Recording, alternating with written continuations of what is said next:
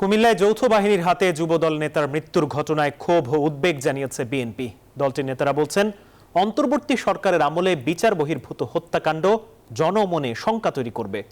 মানুষ আর বিচার বহির্ভূত হত্যাকাণ্ড দেখতে চায় না উল্লেখ করে নেতারা বলেন, বিএনপি দেশে ন্যায় বিচার ও আইনের শাসন চায়।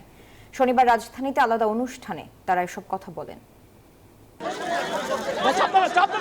মাঘের প্রায় শেষ লগ্নে নিম্ন আয়ের মানুষের মাঝে শীতবস্ত্র বিতরণ করে ঢাকা মহানগর উত্তর বিএনপি। উত্তরার 13 নম্বর সেক্টর খেলার মাঠে শীতবস্ত্র নিতে ভিড় করেন কয়েকশো মানুষ। অনুষ্ঠানে যোগ দেন বিএনপি মহাসচিব মির্জা ফখরুল ইসলাম আলমগীর। এ সময় কুমিল্লায় যুবদল নেতার মৃত্যুর ঘটনায় মির্জা ফখরুল বলেন, জনগণ দেশে আর কোনো বিচার বহির্ভূত হত্যাকাণ্ড দেখতে চায় না।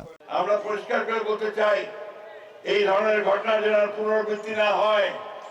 যারা এই ঘটনা ঘটিয়েছে তাদেরকে অবশ্যই বিচারের আওতায় নিয়ে আসতে হবে।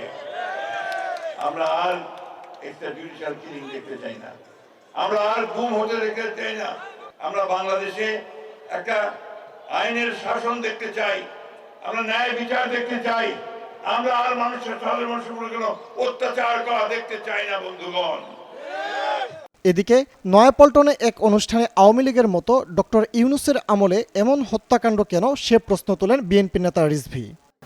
কুমিল্লার যুবদলের একটা ছেলেকে ধরে নিয়ে গিয়ে তাকে যখন ফেরত দিচ্ছে আইন শৃঙ্খলা বাহিনী, তখন তাকে মৃত ফেরত দিচ্ছে।